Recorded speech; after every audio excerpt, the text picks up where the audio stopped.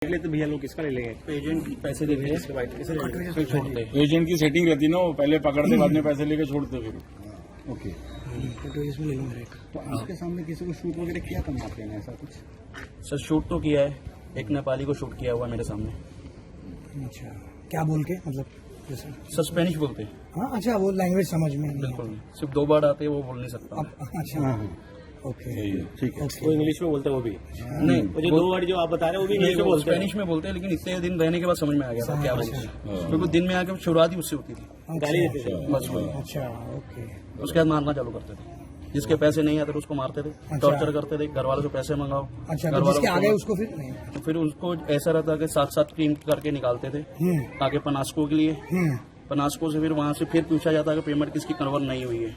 अच्छा, पेमेंट नहीं मिलती है, फिर वहाँ पर रखा जाता है, okay. Step by step payment clear होती है। तो आप जब वहाँ पे थे तो आपने भी कुछ पैसा भेजा क्या उनको? सर ऐसा था कि जो हमारे एजेंट के पैसे रहते हैं ये ग्रुप बना के भेजते हैं, ग्रुप के चक्कर में आदमियों को वहाँ मार खिलाते हैं कि हाँ एक अकेला आदमी जाएगा तो इनको $2000 खर्चा आता है, साथ में जाएंगे तो इनको $1500 खर्चा आता है, $500 के बचाने के चक्कर में ये आदमियों को मार खिलाते हैं। अच्छा, नहीं तो आप जब वहाँ पे आपको जब पकड़ा था उन्होंने तो यहाँ से घर से पैसा गया उस समय क्या एक्सटॉर्शन के तौर पे कुछ? मतलब जो अपना पैसा की बात हुई थी 18 लाख, उसके बाद 31,50,000 रुपये हमने वहाँ लिए थे। अच्छा, तब इसलिए आपकी जान बची थी? हाँ जी, हाँ जी। वो फिर बताया जाता है कि भाई इधर जाके पैसा क्लियर करना पड़ता है और इसके आगे तुम्हारे को निकाला जाएगा।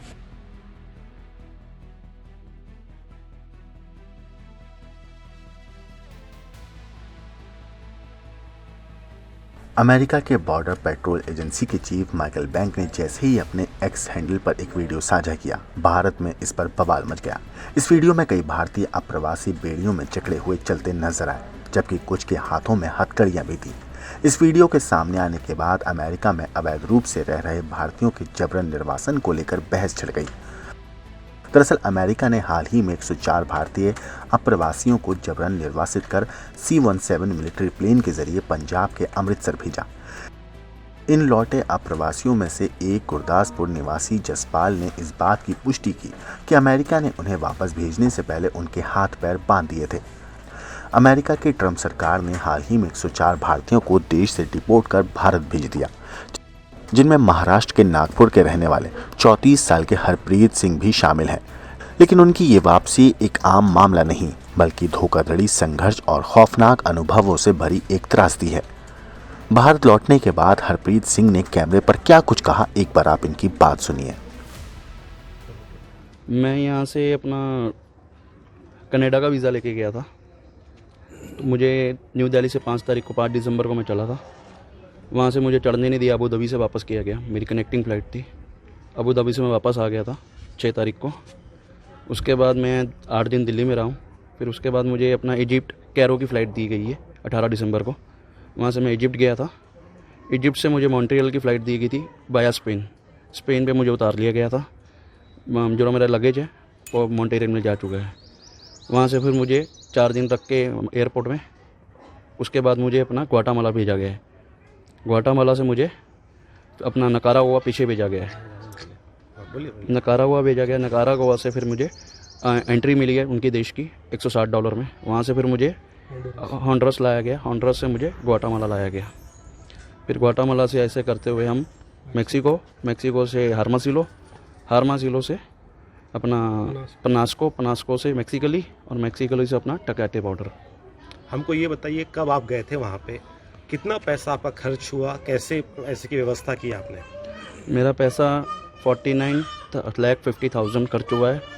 और वैसे व्यवस्था ऐसे कि ये कुछ एक्सिस बैंक से लोन लिया हुआ है, कुछ ICICI लोन लिया और कुछ अपने यार रेस्टोरेंट से लोन लिया हुआ है। कब गए थे आप वहाँ पे? मैं 5 दिसंबर से यहाँ से निकला हूँ। कौन से साल में? 2024 में। ये बताइए वहाँ पे जब डिपोर्ट किया गया कैसे प्रोसेस थी पूरा, किस तरह से बताया जाए, हथकड़ी लगा के लाया गया था आपको? बिल्कुल। किस तरह से लाया गया, पूरा कैसे प्रोसेस थी वहाँ की? हमें बताया गया था वहाँ से रिलीज़ हो गए आप, हम आपको वेलकम सेंटर लेके जा रहे हैं। वहाँ वेलकम सेंटर होता है जहाँ से रिलीज़ किया जाता है। हमें धोखेधड़ी से वहाँ से भी लेके आया US गवर्नमेंट हथकड़ियाँ डाल के। और बाद में वहाँ एयरफोर्स का कैंप है, उसके बाजू में वेलकम सेंटर है। तो हमारे को बताया गया था कि वेलकम सेंटर से आप रिलीज़ हो जाओगे, लेकिन वहाँ ना करते हुए हमारे को प्लेन में डाल दिया गया, जो एयरफोर्स का प्लेन होता है। उसमें 104 बंदे हम डिपोर्ट होके आए।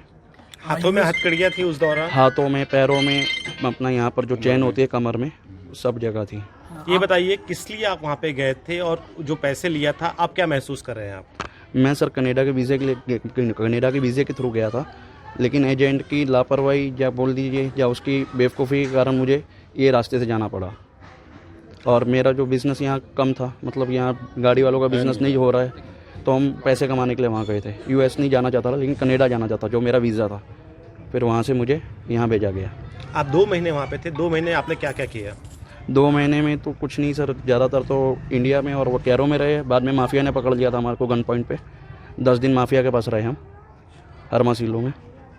तो ये कहाँ, कौन से देश में आप थे जहाँ मैक्सिको हरमासिलो, जहाँ माफिया ने पकड़ लिया गया। पुलिस द्वारा हमारे को सरेंडर कराया गया माफिया के थ्रू। उन वहाँ की मैक्सिको की पुलिस भी वहाँ पर उनके साथ मिली हुई थी। अमेरिका क्या रोल कॉल था जो डिपोर्ट किया आपको वहाँ से? मैक्सिको से कैसे पहुँचे आप अमेरिका, फिर कैसे डिपोर्ट किया गया वहाँ से? मैक्सिको से मैंने आपको जैसा बताया कि पनास्को पहुँचा जाता है। पहले पनास्को से मैक्सिकली लेके जाते हैं बाय कार।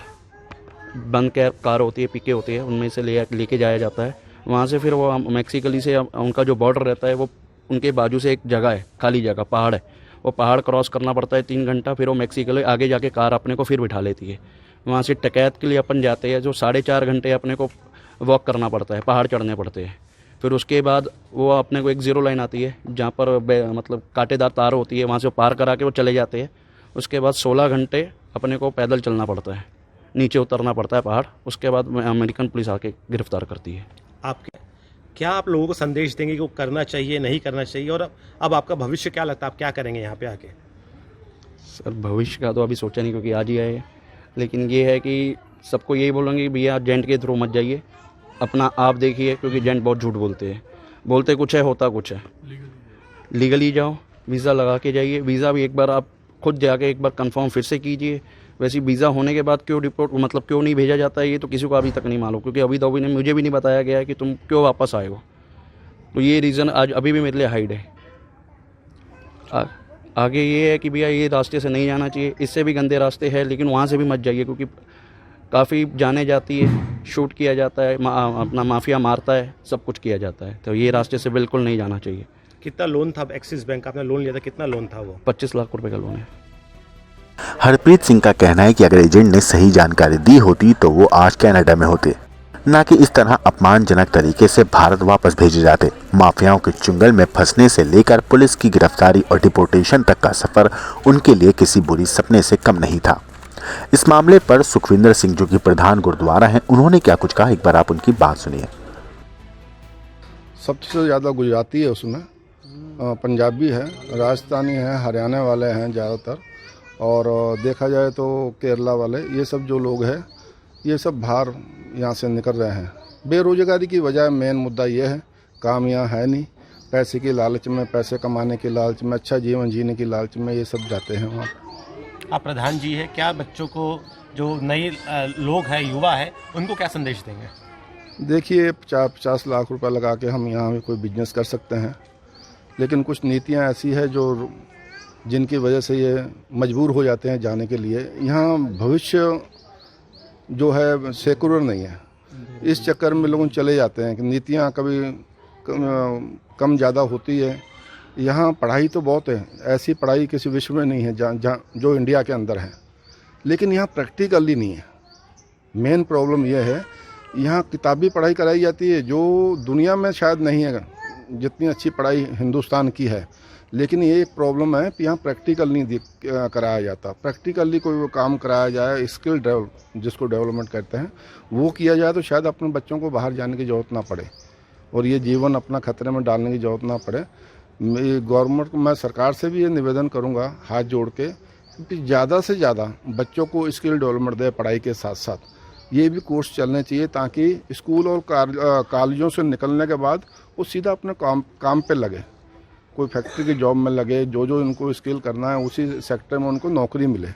इस हिसाब से व्यवस्था की जाए। पढ़ाई में तो एक नंबर है, जब यहाँ से बच्चे बाहर जाते हैं ना, बोलते हैं यहाँ की पढ़ाई कुछ नहीं है।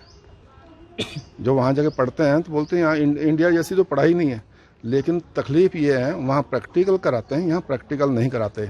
मैं तो सभी बच्चों से ये कहूँगा कि ये पैसा यहाँ लगा के अपना रोज़गार, समय का रोज़गार चालू करो और अपने परिवार को और अपने आप को खुशी और खुशहाल बनाओ, साथ में देश को भी।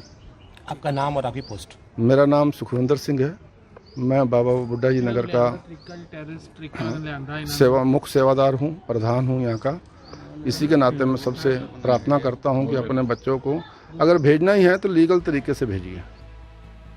हरप्रीत सिंह भारत लौटने के बाद अपने खोए हुए पैसे और जीवन को फिर से पटरी पर लाने की कोशिश कर रहे हैं, लेकिन उनके लिए ये इतना आसान नहीं होगा। उनकी ये कहानी उन लोगों के लिए एक सीख है जो अवैध तरीके से विदेश जाने का सपना देखते हैं, क्योंकि कभी कभी ये सपना हकीकत बनने से पहले भयानक रूप में बदल सकता है। ब्यूरो रिपोर्ट, क्राइम तक।